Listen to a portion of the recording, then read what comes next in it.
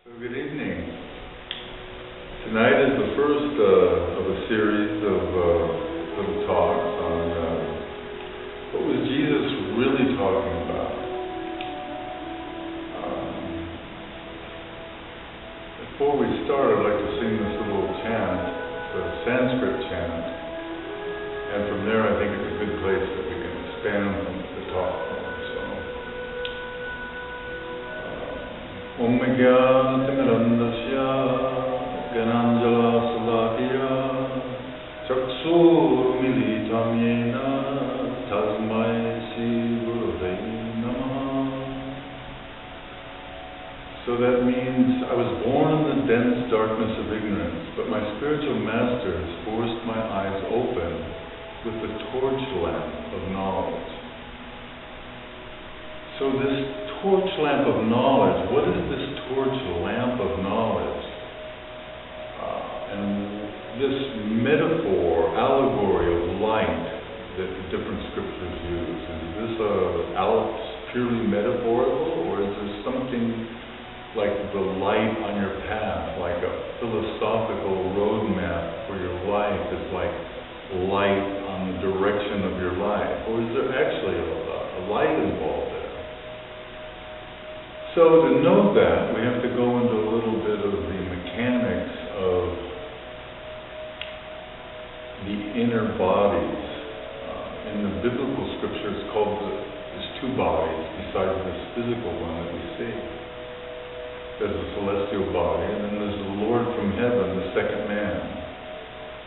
In the Sanskrit, in the Gaudiya Vaishnava tradition, there is a subtle body, and then there's the Siddhadeha body. And in the Buddhist tradition, there's the Sambhogakaya body and the Dharmakaya body. But then there's also the Svabhavakaya body. So, when we're trying to understand light, whether it's purely metaphor or has some allegorical, metaphors, allegories, supposed to have as many common features between what it's trying to explain. So when we think of light, such as a light bulb or a fire or a sun or a firefly or any kind of light, we can't separate that from the idea that there's an expanding energy called heat around it. So, for instance, if we take electricity and run it through a wire, and it goes to a filament, and then this energy that's running through the filament begins to expand at a certain rate, and it goes through these different levels of radiation that it expands. But then at a certain point, there's visible light begins to manifest. The reason why the visible light begins to manifest in terms of the spiritual science is because it begins to turn, it actually is turn a little vortex, but it creates a hole, so to speak, in the cosmic partition between this world and the world that is full of light, that every scripture says is God's realm, that God is a light, that God is this blinding light. So this agitation that happens when this energy begins to expand out, either from wood or from a sun or firefly or whatever, it begins to manifest light. So, internally, we also have this in our subtle body, or our celestial body in the biblical terms. We also have the ability to act like a light bulb. We have a certain amount of energy that runs up our spine, and we can focus that in our concentration, which is like the filament. And through doing various spiritual disciplines to exercise and to increase this subtle body's capacity to be able to focus energy, we will be able to focus our attention to the point just like the filament, and it will begin to radiate light, actual light. This light is the same light that's visible in our dreams. The more we can see this light, the more happy we become, the more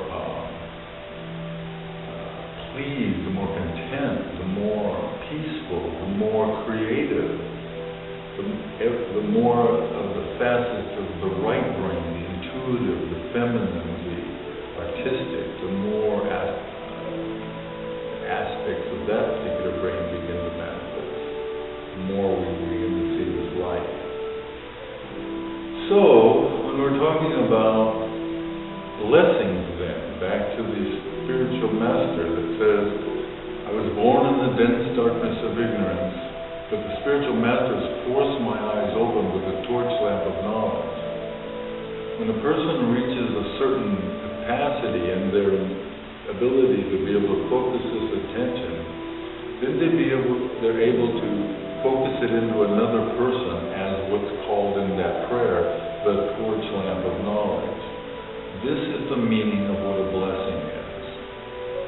A blessing is a focused inspiration, focused rush or infusion of inspiration that allows a person to go to a deeper level of awareness within their own consciousness.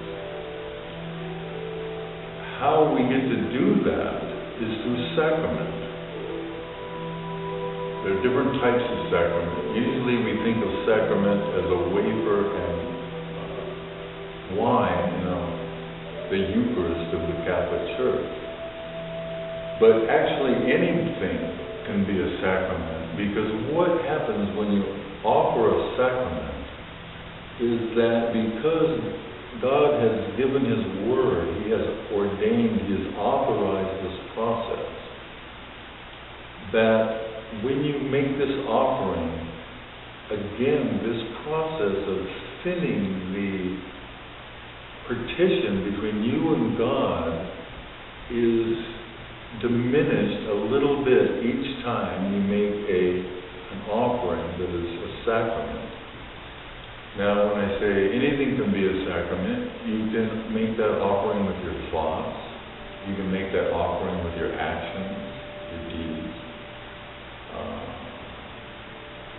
Everything that you do, you can do as an offering, as a focus to try to get to a deeper level of that understanding. Your whole daily life, you can set it off in the morning in that direction.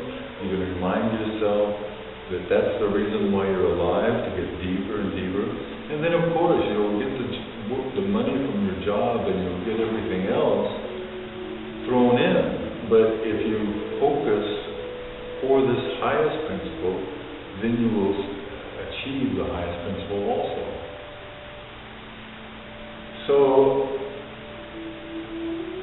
there are even worldwide uses of certain psychoactive drugs that people use as sacrament, because the psychoactive drug has an ability to create an infusion of energy in a person's mind that they again can in turn focus and experience this thinning between this world and the world of God. And so that's why the Hopi, or not the Hopi, excuse me, but there's a southwestern Indian tribe that is allowed to use peyote, and there's also, as recently as 2008, Brazilian folks who were allowed through the Religious Reformation Act to bring root that is used in their religion in Brazil that creates a psychedelic experience similar to LSD,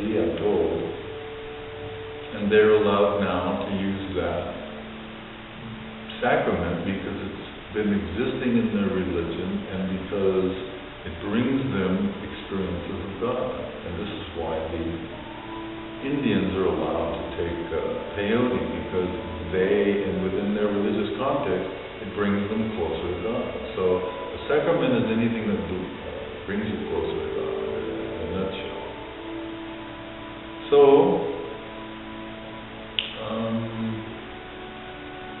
kind of a short little talk tonight, but I think it's to the point, and it kind of puts some teeth on,